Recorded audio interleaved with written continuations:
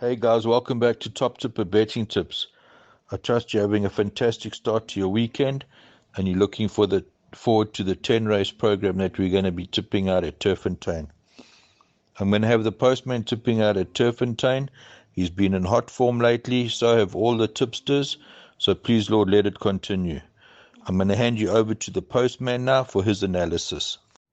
Yeah, good evening, good afternoon, or good morning, no matter where in the world you guys are, and a big warm welcome to the Top Tipper family.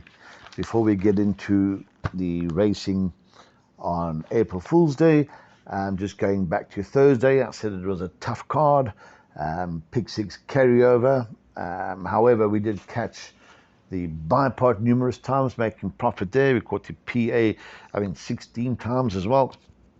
Best bet got punted in. I think we gave it to you guys at round about 15 or 16 to 10. They got punted into favourite and duly arrived. The value bet as well, that got punted in. I think Stone started second or third favourite. Unfortunately finished second, but we still got place money. So we're having a great run up in Gauteng. As I said, racing comes to us on Saturday, the 1st of April from Turffontein. We're on the Standside track. 10 races carded. Again, very, very, very competitive racing. Guys, there has been a bit of rain during the course of the day. Please just watch if there's any more overnight rain. And again, structure your bets accordingly. If there's any bias to the outside, generally there is, structure your bets accordingly, guys. So we move on. First event is race one, Joff at 1150. This is a maiden plate over 1160 meters. Does not take part in any of the exotics. So we go through here. First selection is horse number 1, Fort Lauderdale. Samanga Kamala for the Boertis Vosloo yard. And he came back from a lengthy layoff, finished third, 1.5 lengths behind Axel Collins. Did lose ground at the start, was staying on. And again, Samanga jumping aboard. The flashlights go off when I see things like that. I know it's a second run after a layoff. Should strip fitter, and I make this my first selection. For second, we've gone for horse number 4, and this is Cosmic Star. Gavin Arena for the Johan Janssen van Vuuren yard. This did finish second to Axel Collins. Was running on, again, I say this, and hopefully I don't get proved wrong. The Van Vuuren yard, for me, is not firing on all cylinders. But nevertheless, we have to include the 4 if we take in swingers and exactors and trifectas. And I select that Comic Star to run second. For third, we've gone for the 7, that's the Sagan. Aldo de Meyer for the Fortune yard. Again, Aldo's not there to look at the weather. 2 fair efforts, and again, could certainly fill in one of the minor spots. For fourth, we've gone for the filly, Mia Fiore. Caden Brewer for the Hodelakis yard as well. First run finished third behind Little Miss Moneybags. Last time out in a Work Riders finished third. We know the second horse has come out and franked that form. And again, good enough for back ends of trifectas and Cortez. So we've gone 1, 4, 7, and 9. The second race on the card, Joff at 1220, met rated 93 handicap to be run over 2,000 meters. Nice small field of 6, but really, really tough. If you can afford, we had a laugh in the studio, put the field in the bipod. However, we go through my first selection. Here is horse number 1, Supreme Dance. Gavin Arena for Brett Warren. Decent effort last time out with Gavin aboard, finishing nose behind Widow's Wish. Third before that. And again, in this field, certainly must have a chance even with 60.5 kilos. For second, we have gone for Tamarisk Tree, Diego de Gavea for this Robbie Sage yard. I think this one, again, a little better than people think. I see they have pulled the blinkers off this one. And again, has got some decent form. I certainly wouldn't be leaving this one out at a price of around about 6, 7 to 1. For third, we've gone for the 5. This is Climate Control, JP van der Merwe for the Mark de Kock yard. We go and look, JP has ridden this one before and won on it. And again, must be included, um, especially in this field. Tough race, guys. For fourth, we've gone for the 4, Captain Chorus, Marco van Rensburg for the Houdalarcus yard. Again, if it rains, I certainly think that Captain Chorus will come into it. So just watch the going. If it's yielding, I certainly may elevate Captain Chorus up the pecking order. So race 2, we have gone 1, 3, 5, and 4, and just watch the weather, guys. Third race of the card, first leg of our place accumulator, due off at 12:55. This is a pinnacle stakes over 1,000 meters, and I think this is a match race. My narrow first selection is the 2 Bartoldi, JP van der Merwe for the Mark and Adam Azzi yard. Great effort in the Cape Flying Handicap on the 28th of Jan.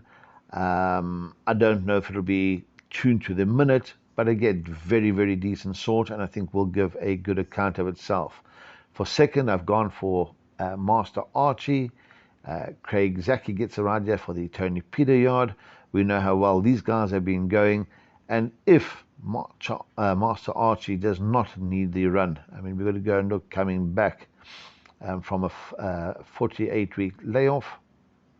No, not 48-week. From a 2-month layoff. Really, guys, this could be anything. Really decent sort, and I do think it's a match race between the 2 and the 1. For third, we've thrown in the 4, Big Burn, Sianda Sasibo for the Terry yard. Sianda claiming his 2.5 will certainly bring this one into it, but I cannot see this one beating Master Archie, so I've got this to run third. For fourth, I've thrown in horse 6, Balashika, Ryan Munger for the Fortune yard. Again, has some decent form and certainly good enough for back end of trifectas and quartets. As I said, I think it's a match race between the 1 and the 2, and we've gone 2, 1, 4, and 6, and we'll probably take a couple swingers and exactors. Fourth race on the card, this is due off at 13:30, a middle stakes over 1,400 meters, is the first leg of the carryover pick 6. And we go through here, and my first selection is horse number 5, Supreme Quest. This is Richard Free for the Cornet Spice yard. Very decent effort last time out behind Captain Peg. I certainly think that if Richard takes this one and goes to the front, I think this will be very hard to peg back. I think around about 5-1 or 11-2, maybe a good each way bet there. For second, we've gone for the 7. This is Queen of Shadows. Apprentice Malasele Kajedi gets around for the Alec Laird yard. Last time out, decent effort behind Bureau de Lejeune, and again, should be there when the whips are cracking. For third, we've gone for horse number 4, Bard of Avon, Ryan Munger for the Fortune yard. Very good effort last time out behind Melech. This one should jump, should sit handy, and again, should be there and thereabouts. For third, apologies, for fourth, gone for horse number 3, Wafif, Dege de Gaveo for the Pedigree yard. Very good effort last time out behind Express from the US. I know it's up in weight, was running on that occasion. If I'm taking a pick 6, I'm putting all 4. I think it's quite an open event, and we've gone 5, 7, 4, and 3. We'll move on to the 5th race of the card. This is the first leg of Jackpot 1, due off at 14:05. This is the Man O' War Sprint, grade 3 handicap, over 1,100 meters. And in this event, we find the first of my value bets. And this is horse number 5, Faraway Winter. Sananga Kamala for the Mark and Adam Azzi yard. Second run after rest, was touched off last time. And I really think that this one will go very close to winning. As I said, great value. I think this is round about 6-1. Yeah, we're going to get stuck in early and have an each way touch on this one here. For second, we have gone for the obvious choice here, Macantor, Richard Free for the Pedigree yard. Won really well last time out. A nose carrying 60 kilos again, is unbeaten over this course and distance. Richard won well on it last time, riding it again. Will know this one, and again, should certainly be included in all exotics. For third, I've gone for horse number 2, Quantum Theory, Diego de Gavea for the Robbie Sage yard.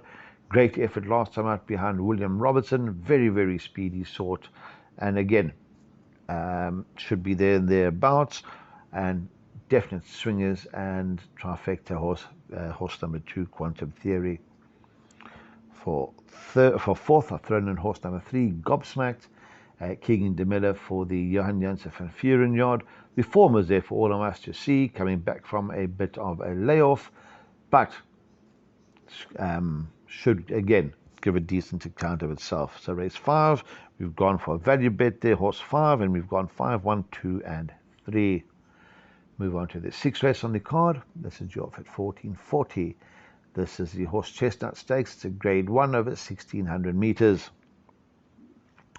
And in the 6th race, guys, my first selection here is horse number 7, Anfield's Rocket, Ray Danielson for Grant Maroon.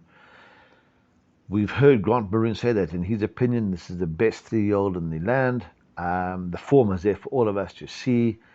9 to 2, wow, I have no idea why it's so long in the betting. 9 to 2, we'll certainly be taking this one. We'll be throwing this one into our doubles, and I do think that Anfield's Rocket will give a very good account of itself. For second, gone for horse number 11. This is Give Me a Shot, JP van der Merwe for the Mark and Adam as a yard. Decent effort last time out behind Express from the US. JP knows this one very, very well. We go back 4 runs. This did beat Under the Spell by 3.5 lengths. And again, I certainly think that have a look at this one going down. This may be worth a couple places. We're certainly going to take this one in our swingers and exactors, and should it arrive, we'll certainly make it pay. For third, guys, we've thrown in horse number 5. This is Trip of Fortune, Aldo de Meyer for Candice Bass Robinson.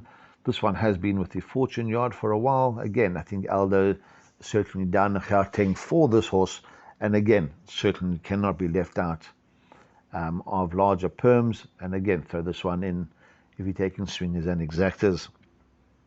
For fourth, we've gone for Red Saxon, Samanga Kamala for Joey Somo. The draw puts me off this one, drawn wide. Would need to have a lot of luck just to get over, but good enough for back ends of trifectas and quartets. So race 6, 7, 11, 5, and 6. And as I said, have a look at the 11 go down. If it goes down striding out, maybe throw places there. Race 7, guys. This is Jorf at 15.15. And the SA Derby, grade 1 over 2,450 meters. And I've gone for horse number 2 here as my second value bet.